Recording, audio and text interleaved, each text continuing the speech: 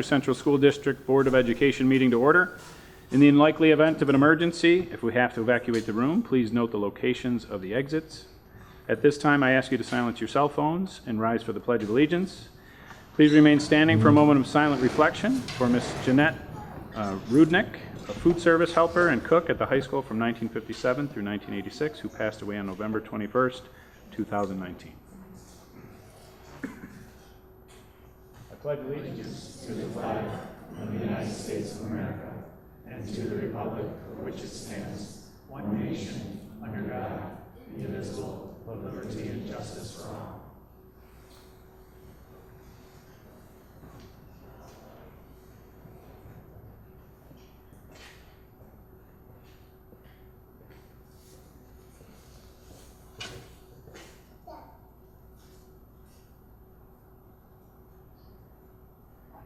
Thank you, everyone.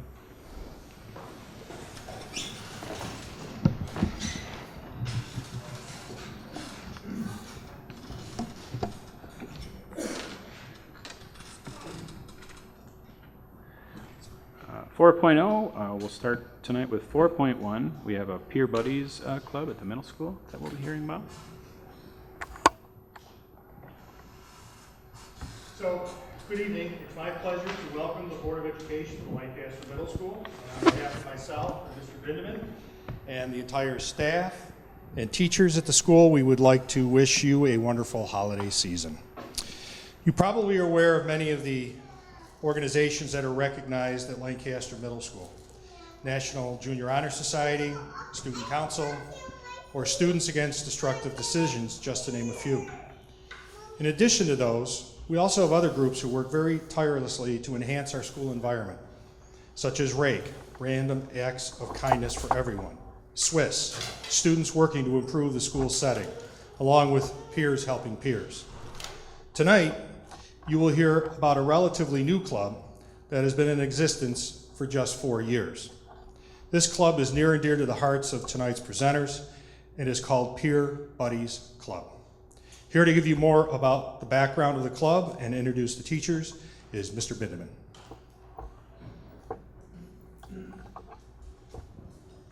Thank you, Mr. Krasinski.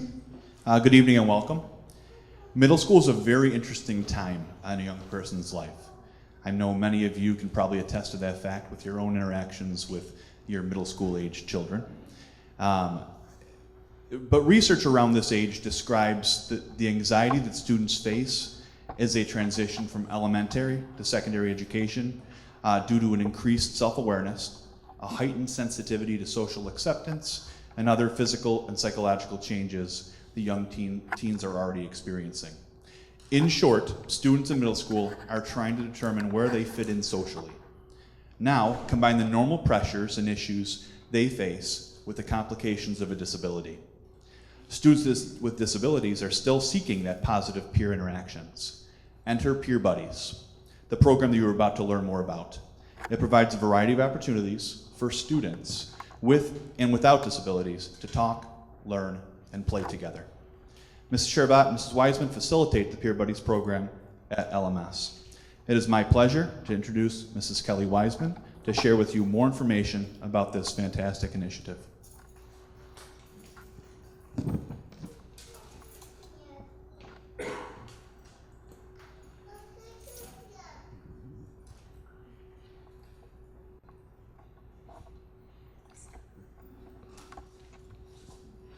We'd like to invite the board to sit in the front row so that you're able to view the pictures and movies that we have to share.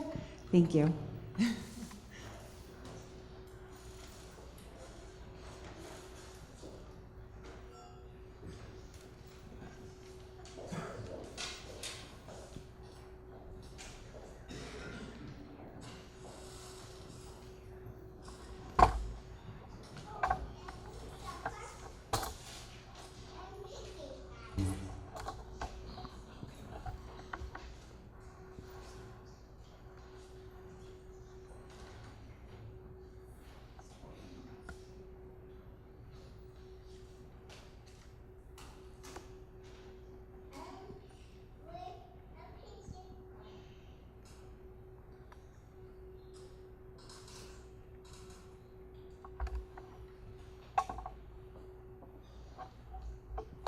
Good evening. My name is Kelly Wiseman, and I teach Spanish here at LMS, and that includes a section of self-contained Spanish students. I'm also a mom to 2 young boys, and in late 2015, my older son had recently been diagnosed on the autism spectrum.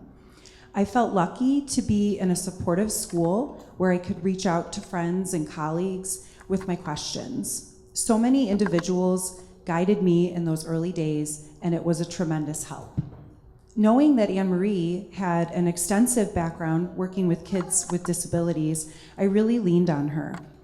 After my son's diagnosis, we were able to have him placed in an integrated preschool setting, and it was then that I saw firsthand as a parent the power of inclusion. Anne-Marie and I had many conversations on how we wanted to give students at LMS a social inclusion experience. While students have these experiences in the younger grades, the opportunities for inclusion are less here at LMS.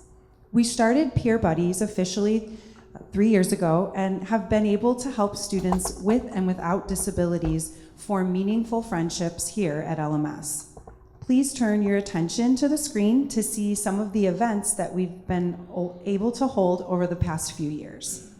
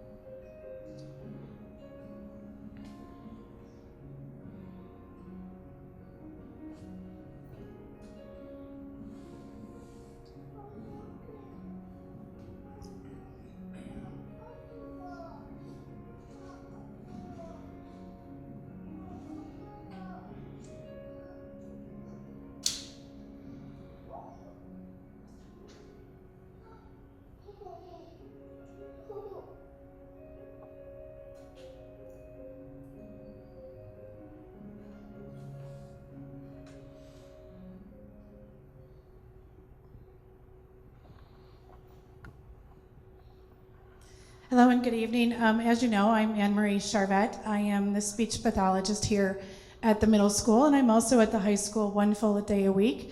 I started here in 2009, and we had an amazing social skills program, a curriculum that we ran with our social workers. That program would meet during lunches, and we would help, especially those kids on the autistic spectrum, learn social skills. It was up and running, but Kate Perusich, who is one of our social workers here, and I really researched trying to do a Peer Buddies program to help open up the world and have these kids practice their skills. Also, we had an opportunity to see the way it changed from the middle school, come from William Street to the middle school, how some of our students in our functional self-contained programs and our academic self-contained didn't get that opportunity to go out and meet new students in their grade, other students in their grade. So for me and for Kate, it was a little bit like it was isolating for them. The year that Kelly and I were talking about Peer Buddies, my daughter Molly and I, who was 7th grade at the time, decided to, we talked a little bit about her getting involved and sort of practicing or starting a Peer Buddies program. She readily agreed, but she'll give you some of that information when she speaks in just a few moments. It was evident that our students were isolated, so the program that we wanted was to making friends and also to have those students that were in my social skills programs have a chance to practice. This year I have 23 students that are in my social communication groups, and while they can practice those things in therapy, they don't really get an opportunity to go out and practice those where someone might have been able to facilitate or watch and see how they did and give them feedback. We also had a few different things that happened. We started lunch groups where the peer buddies came in. That was our first year. Then we had an opportunity with Kelly's help. She spearheaded the program after the year when my daughter started sort of practicing to see if it worked. Kelly was the organized one. She spearheaded it. She approached Mr. Krasinski, and we were able to actually start it, and she mentioned it in her Spanish classes. So that point on, we went from having just a few kids in our lunch groups to kids pushing into our self-contained specials. And then we have grown to being able to do in-house half-day field trips. A lot of our kids don't get to meet all of each other, so this opportunity brought them all together for the holidays, maybe making Easter eggs. We did Christmas cookies one year. It was just an opportunity that you can't imagine. So these kids get a chance to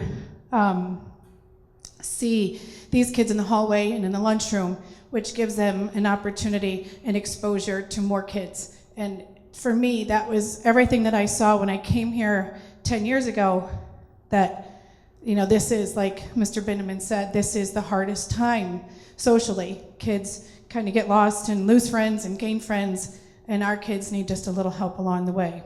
So also, being that I had 23 kids who are in my communication groups this year, we also had more than 14 peer buddies. So because of that, we were also able to have an after-school program once a month that's going to start Wednesday, because a lot of our kids that sign up to be peer buddies, their schedules don't align with our buddies. So they are not able to have an opportunity to go into self-contained specials, go into the vocational classroom, the self-contained, or maybe not even be in lunch with them. So they can still learn, still get to know these kids. They all get to grow from this opportunity.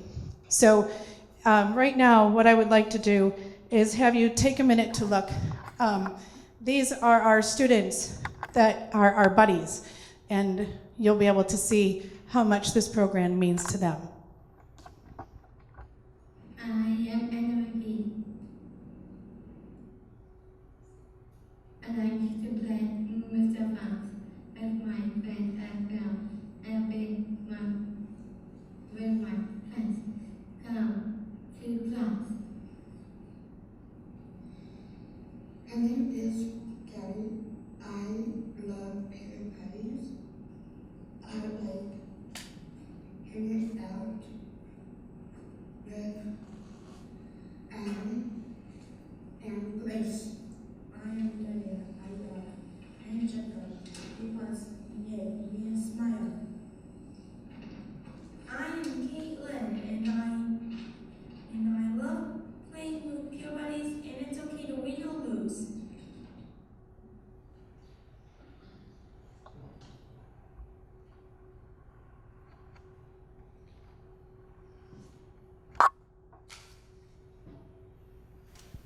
Good evening. I am Molly Charvet. I am Amory's daughter.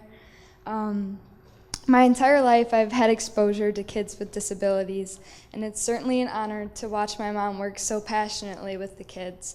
And one day my mom and I, we were discussing me becoming more involved with social skills program, and I wanted the opportunity to learn how the kids saw the world. And as a 7th grader, I gave up my study hall to come down and work with the students in the self-contained functional classroom during their vocational period. One of my best friends, Eden, tagged along, and we began to play games and do things with the kids. We even followed recipes and once made milkshakes. It made my entire day having a single conversation with them and just learning how they see the world. The kids started sitting with my friends and I in lunch. I gained some of my greatest friendships and developed the best friendships one could ever ask for. They all still have a special place in my heart. Then in 8th grade, Mrs. Wiseman began talking about peer buddies in my Spanish class, and I knew it was perfect for others to get involved. Spending time with these kids made my entire year. It was an unbelievable experience, and it changed my life. I still, to this day, as a junior in high school, have the amazing friendships I gained through my experience and continue to enjoy my day with just a simple hello to the friends that I've made. But don't just take it from me. We hope you enjoy some memories and thoughts from current and former peer buddies and how it impacts their lives as well. Peer Buddies was one of the best experiences that I had in middle school. It showed me how to be kind, compassionate, and be patient with others. Every week when I would meet with the students, it would make me feel happy and rewarded afterwards, even if I just spent a little time with them doing a simple activity. I love Peer Buddies, and I hope into the future other students can enjoy and benefit as well. Hi, I'm Sarah Anderson. Hi, I'm Wiseman. I joined Peer Buddies with all of my friends that learn to do with disabilities work. And I wanted to join because it was a different experience. I like it because it's fun being with them and creating them. And I like it because it gives us people to talk to when we walk down the hallway. It's impacting me because I learn that people with disabilities are just like me. And it's impacting me because some things I didn't know they taught me like colors and Spanish. I just really like Peer Buddies because they're really fun with kids and I enjoy hanging with them. And they have so much more to offer than home. Hi, my name is Emily Reed, and before I started Peer Buddies, it was almost like I was reluctant to approach or speak to anyone who has a disability. And because I had this fear, I usually just kept my distance. But then I was asked to join Peer Buddies, and I was honestly so nervous. I didn't know what to say or what to do, and I was nervous if they would like me. But after a couple of weeks, I gradually started to get less and less nervous. I learned that they are literally just the coolest people ever, and I've never met anybody else more kind, caring, supportive, and even as funny as they are. But I was worried that I wouldn't get any more opportunities like I did with Peer Buddies, even over the summer or in freshman year or even high school in general. And then I was asked to volunteer just as mayor over the summer. All older than me, so I was very nervous. But as soon as I walked in, they all greeted me with a smile, and I just kind of knew that it was going to be alright, and I didn't have to be nervous. And I honestly had the best time ever. Now I am considering a career in special education because Peer Buddies has honestly had such a big impact on my life, and I want to do the same for others. And I also feel that I am not the only one that has been reluctant to approach someone with a disability. And I'm really trying to break that stigma so that other people can get involved more and realize that they really just are people.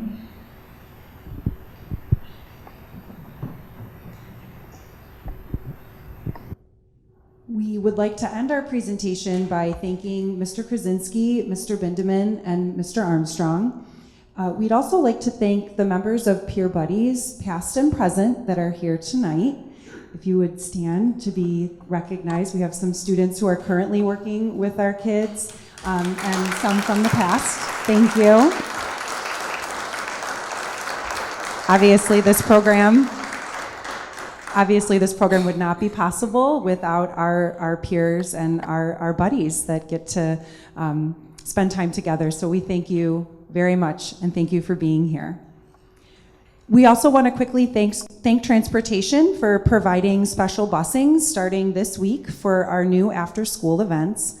Without everyone's support, this program would never have happened. And each year we grow in number. of students that participate and grow with our success. Our gratitude for everyone's support simply cannot be expressed in words. And we thank you for your time tonight.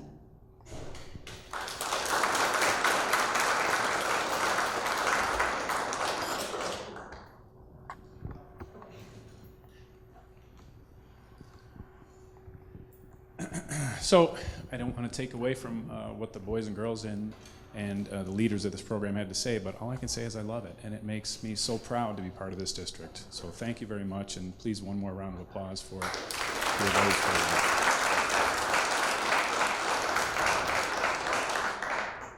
So next we have a presentation on website compliance, and are we presenting at the screen? So we'll stay where we are.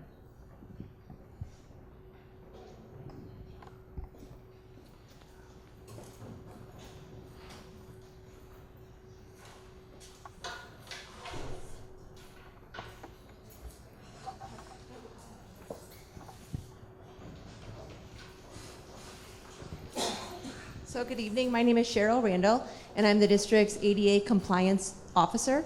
And what I'm helping our district with is just that, is ADA website compliance.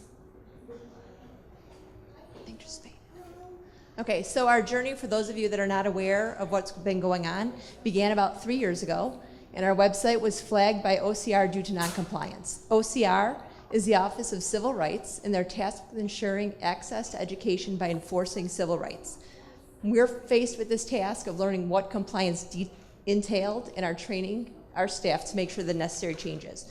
ADA compliance, when many people think about that, they might think about the elevators or the doorways or things like that that might take place. If you go to the next slide. But for us, we were flagged under Title III, which is being interpreted to include websites as places of public accommodation. So any website, education was, I think, 10 out of 12 on the list, but whether it's retail or things like that, any place where people are going to either purchase things or gain knowledge or things like that, all are supposed to follow this rule. We were kind of one of the first in our area to be tasked with this, but I think we're doing a great job. So what does it mean to be compliant? We need to make sure that our website and any documents that are housed in it are accessible. For instance, on our next slide, it has to be perceivable and operable, which means for perceivable, it means they have to be able to be presentable in ways that they can perceive. For instance, if you have a video, a YouTube video, for instance, that's been posted, must also be closed captioned, much like the board presentations and things of that nature. Operable, if you try and operate your website or any website without a mouse, you should be able to access everything with strictly the keyboard, which was kind of a large task for us.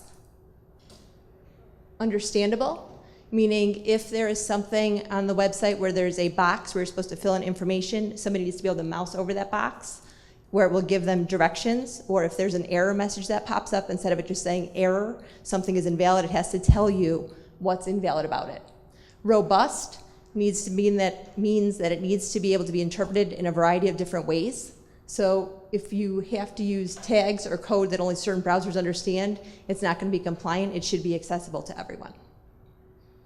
Okay, so some of the actual issues that we faced in our district, one of the biggest ones, or the biggest challenges for me, was the color compliance, and they kind of joked with me a little bit about it, but we talked about possibly changing the school colors, not legitimately, but as far as color compliance, there's certain standards that need to be met, certain contrast between the red and the black. So you may have noticed on our district website, and if we have time, I'll show you at the end, but some things changed just a little bit, so that the red had to be a little bit darker, so that the white was enough of a contrast so that you could read that.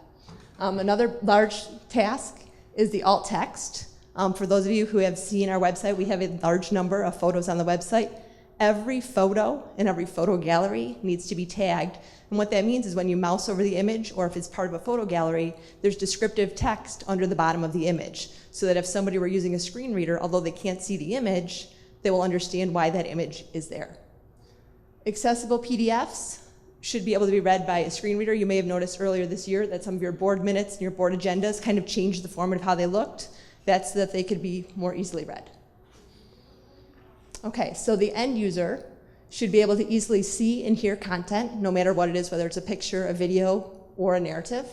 They should have full access functionality with the keyboard, like we talked about. It should not be exposed to design elements that are known to cause seizures, such as flashing images, or if you've seen like those moving GIFs, things that we think are funny on Facebook or social media, they don't belong on the school's website. We should also be able to navigate content and links easily. What that means for the links is sometimes you'll notice that they're a different color, or once you click on them, they're underlined, so that they stand out a little bit from the other text.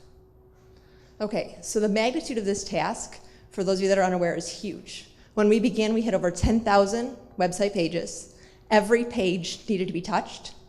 We have over 500 teachers, 7 buildings. This included everything from district-level websites with transportation, athletics, every single page. It was a huge task.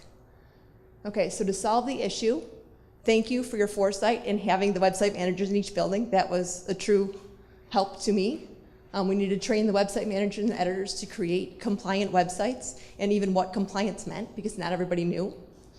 We were able to use some tools that were purchased, Site Improve, which is a great help to me, which will monitor the site and tell us what issues exist. It will not correct the issues for you, but it tells you where the issues are so you know what to go in and look for and how to change those things. And then we purchased some other software this year, like Grackle, and the newer version of Adobe, which helps us make those documents compliant. So Grackle will work for any of like Google Docs, Google Slides, any of those documents. And then working with BOCES and Blackboard to address issues that are out of our control. When we build our website, it's built off of a template, which we purchase through BOCES, and Blackboard is the content provider for that. So there are some issues that we rely on them where they have to change some code in the back to make those things compliant. One of the things in working with BOCES and going to different conferences and things, they have said to us, we are one of the front runners in this area. Part of that is because we were flagged first, and part of it is because of our diligence to complying with the nature of this. So where are we today? If you look at the blue line, that's the industry standard for education, which is about 60-65%. We started below that, and now we're at about 98.6%. On Friday, we were at Thursday, we were at 98.8%, so we dropped a little bit. But with the nature of accessibility, the standards are constantly changing. And if one person adds a picture that didn't get flagged, that didn't get tagged, that's going to change our numbers and stats, so they're constantly changing.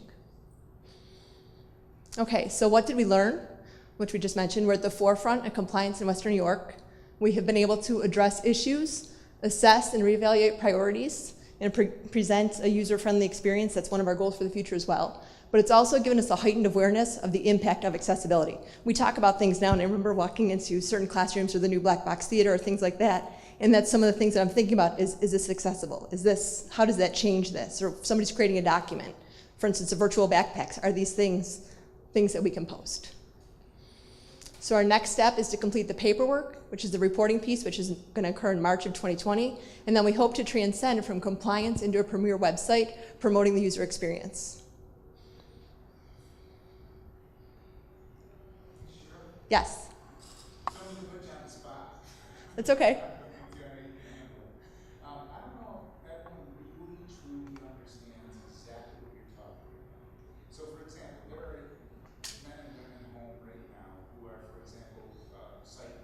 Correct. Can you take us through what they would have to do to access any kind of website, and then how that sort of jives with, the things that we've overcome to allow them now to more freely access our website?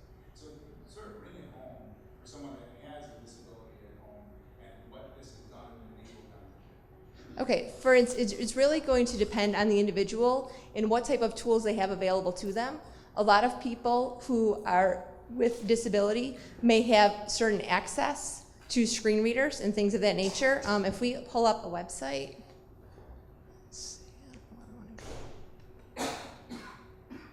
let's just go to, I don't know what's going to pull up on Amazon, but I'm thinking that's one that's familiar, we're all familiar with.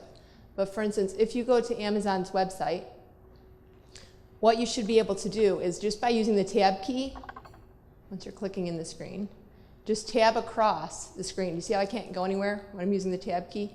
It's not doing anything for us. You can use the scroll bar. Correct. Correct. Well, it may read it. Their screen reader might read everything. If I could show you, I wish I. Yeah, I mean, if I had my phone. But if for those of you that have, I'm going to grab my phone. Let's see what's on here. Yeah, do you have it all set on your phone? Okay. So I knock over the podium. Can you just grab my phone for me? One of the tools that I found extremely helpful, and Sandy can attest to this, when we're trying to determine how we can make our documents readable, is an accessibility tool that if you have, my iPhone is very old, but if you have a cell phone, which is a smartphone, what you can do is set up the accessibility on it or a screen reader on your phone. So if I go to the same website that you were at Amazon,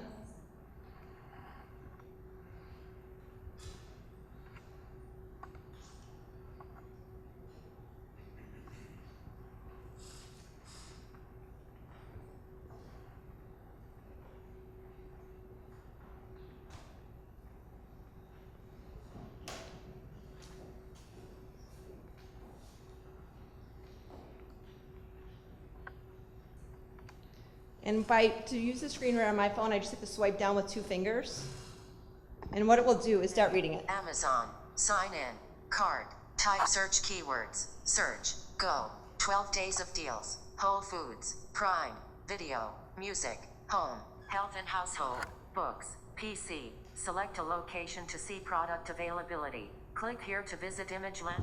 So I think you get the point. That's an awful lot of information to find one thing that you need. A lot of the newer websites are coming out with, and some of the new premier designs with Blackboard even, will have something where you can skip the content navigation, so you can skip reading all the extra junk, and you can tab right to where you want to be. That's one example. I'm not sure if that shows what you're looking for. Correct. If you were physically impaired, do you want to talk about tabbing on our website? Yep. Like you have to tab from one place Right. So if you just, so if you just press once you're in the website, you can just tab from location. See how it's going across the screen? So you can do that without a mouse. In order for it to be considered accessible, you should not have to use a mouse on the website. Correct. So I wanted you to get a flavor for that, because you literally, you personally, the teachers who are website managers, the people in the school district who spent over a year and a half, multiple meetings and multiple trainings and everything else, have done an absolutely fantastic job touching every single page on this website, 10,000 to bring accessibility to people with disabilities, throughout the region or throughout the world, because of their site. And that's a huge undertaking. So I just want to have them get a sort of a feel for what that means, and you can just imagine the enormity there. Even the pictures themselves, when you click over into the picture, it'll read something about the picture and those kind of things. I mean, that's just the bare bones, and you've done a nice job, and I just wanted to thank you for everything. Thank you.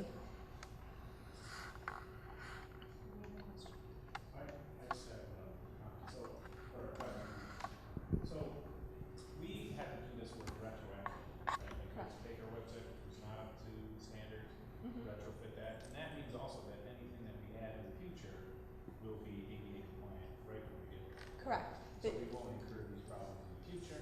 That's our really hope. setting the stage for other districts as well, and the educational environment as to how we should have things and how we should do it. Correct. And we've even been an example with BOCES, because as we are doing things and as we're coming across issues, for instance, if you notice one issue that exists right now with the code, where the Lancaster Central School District is in white, we're getting an error through Site Improve saying that we have white text on a white background, because the way this template is coded, it's not showing that there's a red layer there. Clearly, we can see that red layer up at the top, but as far as Site Improve is reading the way the code is written for Blackboard, and now they need to go in and change that so that it's compliant for them. But not only, we're not the only school using that template.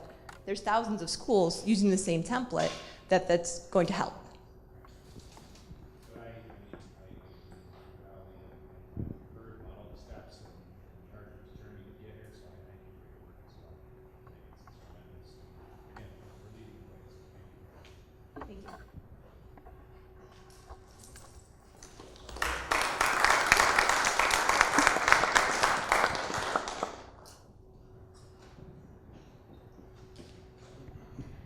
And lastly, for presentations, we have employee recognition. Thank you. I get the microphone tonight for a great reason. Tonight we have Mike Brynjarski, our Director of Facilities, and he's here with his wife Patty, who's always here to support him. Mike tonight has been recommended for his permanent status as the Director of Facilities for the district. He's been with us about 15 months now. And I'm just as grateful and excited, if not more, at this moment to have you on board with us today than the day that we hired you. So we recently had our district administrators do a little exercise about our building level and department administrators. And during that exercise, we used words to describe personally how, the characteristics and traits that we appreciated about those people.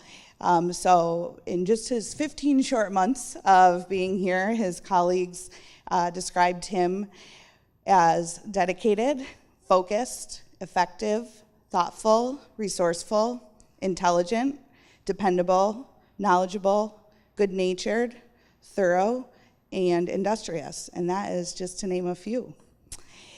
He has worked very hard to acclimate himself to the district, our facilities, our grounds, and our quite aggressive construction plans. He spent a tremendous amount of time getting to know his 90 plus employees within his department and has formed positive working relationships across the district with employees and vendors alike. He holds people accountable. He follows through. He collaborates and he works very hard. So I'm ecstatic to have him on my team, and I look forward with working with him for 17 years, which is how long I'll be here. So a preemptive congratulations, I guess, Mike, on your permanent status.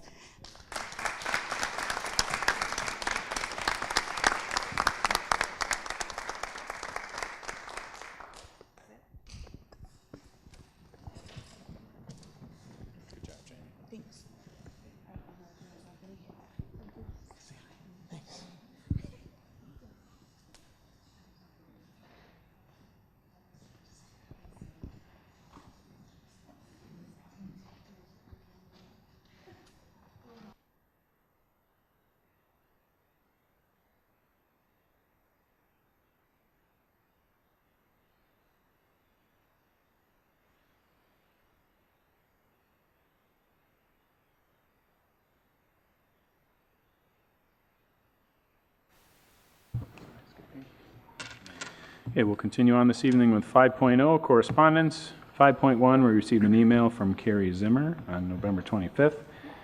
5.2, an email from Cindy Berger on November 26th. And 5.3, an email from Larry Rayleigh on December 4th. Anyone else from the board have any correspondence they'd like to speak of? 6.0, approval of minutes. 6.1, could I have a motion to approve the regular session minutes from our November 4th, 2019 meeting? So moved. Second. Questions or comments? All those in favor? Aye. Those opposed? So moved. 6.2, could I have a motion to accept the special session minutes from November 23rd, 2019? So moved. Second. Questions or comments? All those in favor? Aye. Those opposed? So moved. 7.0, items from staff organizations. Anyone from the Lancaster Administrative and Supervisory Association? Just on behalf of LASA, we'd like to wish the board a very happy holiday, as well as the entire Lancaster community. Thank you, Mr. Krasinski. Anyone from the Lancaster Central Teachers Association? Good evening. Just real quick, just wanted to take a moment and thank we're at our elementary teachers who on Thursday and Friday bring their professional parent teacher conferences. And just like the administrators, the teachers would also like to extend a very happy, healthy holiday season to the board and to the community and your assigned fellowship, and also a happy festival. Anyone from the Lancaster Association of Service Personnel? Just looking at the wish everybody Merry Christmas. This is very interesting for me. It's the first time I've heard this. Nice. I'm Carrie Zimmer, and I'm not sure how the readings work, but you did get my correspondence regarding the letter I sent something? Yes, we did. Okay, do I get a chance to speak regarding that letter? Yep, you would have to sign up to speak, and you're welcome to do that our next meeting. It's usually by 3 o'clock, the day of the meeting. Okay, all right, but each of you did receive the letter? Yes, we did. Okay. Yes, we Is there did. going to be a discussion on it then amongst yourselves? This is not an agenda item right now. Right now it's just a correspondence, but if you'd like to come and speak at the next meeting, you're welcome to do that. Okay. Anyone from the Lancaster Association of Substitute Teachers? Thank you. 8.0 board reports. Anyone from the board have anything they'd like to report on? I do. Maybe. I just wanted to say, I'm just going to yell.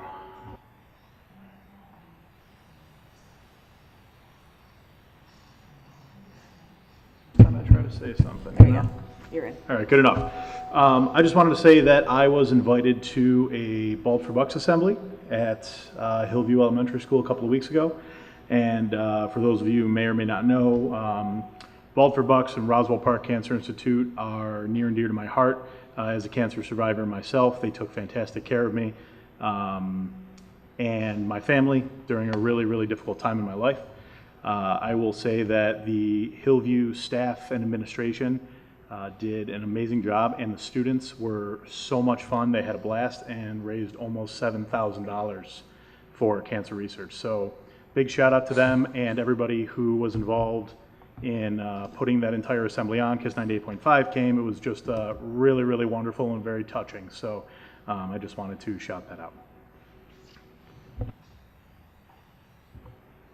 Anyone else from the board have anything they'd like to report upon? Okay, Dr. Valley, 9.0 Superintendent's Administrative Report. Yeah, just real quick, two things. It was a big week for the music department with the marching band traveling to Hawaii. What a great honor and experience, and they should be getting home tonight, I believe. 10:45. 10:45, Mom says. But back here at home, another big deal was happening. Andy Kufel and I traveled to Rochester last Thursday night, where the Lancaster Central School District Music Department as a whole was awarded the Presidential Citation at the NYSSMA Conference in Rochester. Just so everyone knows, that's to them like winning the Super Bowl. This award is the biggest honor in the music department and a school district can receive here in New York State. Only one other Western New York school district has ever won it, Williamsville in 1984. And now 35 years later, Lancaster Central School District was the proud recipient. Since I cannot walk and chew gum at the same time, certainly not a musician, let me give credit where credit was due, and let me state again, just like we all did back in September when they were given the award, congratulations to each and every music teacher for their time, their dedication, and the passion they bring to the finest music education and programming in New York State, to the young people of Lancaster. I want them to know that we really appreciate them and all that they do. And finally, the Board of Education's next board meeting will be in January, so I too wanted to wish everyone a wonderful and safe holiday season. Thank you very much. Thank you, Dr. Valley. 10.0 old business. Anyone have any old business they'd like to discuss? 11.0 new business. 11.1 personnel items. 11.1.1. Could I have a motion to accept the personnel changes? Second. Any questions or comments? All those in favor? Aye. Those opposed? So moved. 11.2 education items. 11.2.1. Could I have a motion to accept the Committee on Special Education's report? So moved. Any questions or comments? All those in favor? Aye. Those opposed? So moved. 11.2.2, could I have a motion to accept the Committee on Preschool Special Education's report? Second. Questions or comments? All those in favor? Aye. Those opposed? So moved. 12.0 business and financial items. 12.1, could I have a motion to accept the financial items? So moved. Any questions or comments? All those in favor? Aye. Those opposed? So moved. Policy 12.2 through 12.4 are policy adoptions for 7221, participation in graduation ceremonies and activities. 12.3, policy adoptions 7320, alcohol, tobacco, drugs, and other substances. 12.4 is policy adoption 7580, safe public school choice. And policy adoption 6150, alcohol, tobacco, drugs, and other substances. Could I have a motion to approve those policies? So moved. Any questions or comments on any of those policy adoptions? All those in favor? Aye. Those opposed? So moved. 12.6 and 12.7 are first policy readings for information only to be voted on in a future meeting. They're for 5672, information security breach and notification, and 5681, school safety plans. 12.8, could I have a motion to accept the contract with the Frontier Central School District? So moved. Second. Any questions or comments? All those in favor? Aye. Those opposed? So moved. 12.9 is our food service operating reports from October 2019. Could I have a motion to accept that report? So moved. Second. Any questions or comments? All those in favor? Aye. Those opposed? So moved. 12.10 is, could I have a motion to declare our surplus books? So moved. Second. Questions or comments? All those in favor?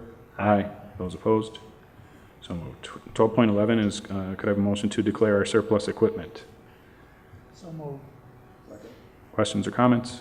All those in favor? Aye. Those opposed? So moved. 12.2, a club creation for a photography club. Could I have a motion to accept the creation of that club? So moved. Any questions or comments? All those in favor? Aye. Those opposed? So moved. 12.13, could I have a motion to accept a donation from the John A. Sholey School PTO? So moved. Second. Any questions or comments? All those in favor? Aye. Those opposed? So moved. And 12.14, could I have a motion to accept a donation from the Lancaster Educational and Alumni Foundation? So moved. Second. Any questions or comments? All those in favor? Aye. Those opposed? So moved. And I always think it's somewhat humorous that we have to vote on accepting a donation from people who volunteer their time to raise funds and awareness for different programs at our school. But I'd like to recognize the PTOs from all of our buildings, and especially the Lancaster Educational Alumni Foundation for their support of our schools.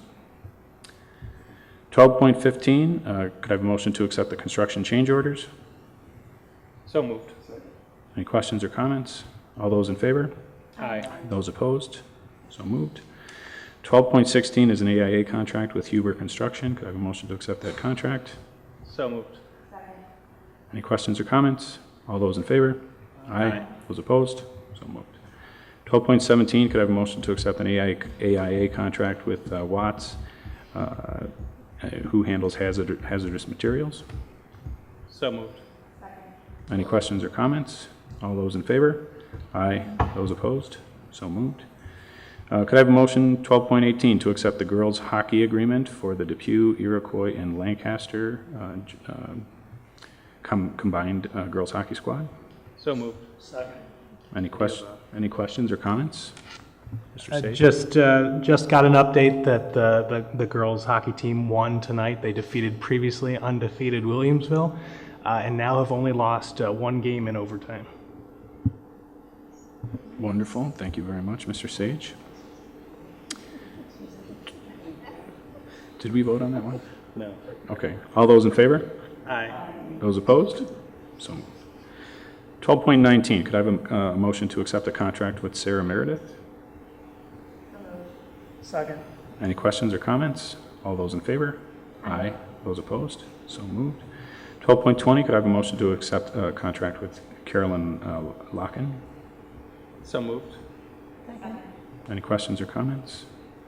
Those are two accompanists with our music program. All those in favor? Aye. Those opposed? So moved. 12.21, could I have a motion to accept a contract with Four Stream Pediatrics? So moved. Second. Any questions or comments? All those in favor? Aye. Those opposed? So moved. 12.22, could I have a motion to accept a contract for the Omni Plan document changes? So moved. Second. Any questions or comments? All those in favor? Aye. Those opposed? So moved. 12.23, could I have a motion to accept a contract amendment with Pharmacy Benefits Dimensions, which is an amendment to the 2014 contract for pharmacy benefits for our employees? So moved. Anyone? Second. Any questions or comments? All those in favor? Aye. Aye. Those opposed? So moved. Thank you. 13.0 is public hearing. We have no one signed up to speak for this evening. 14.0 is could I have a motion to go into executive session to discuss a bus stop appeal on LASP grievance and the superintendent's mid-year evaluation. Second. All those in favor? Aye. Aye. Those opposed? So moved. So we will go into executive session. This will effectively end the public portion of our meeting. I, like others tonight, would like to wish everyone a happy and healthy and safe holiday season. Our next meeting will be January 6, 2020, my goodness, at the Court Street Elementary School.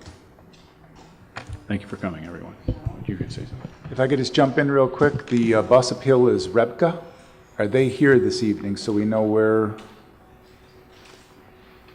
Rebka. They're not. All right, the board will hear the bus appeal first and then go and do the rest of their business in executive session. Sorry, Mr. Utega, just wanted to make sure that we had them. And where are we going?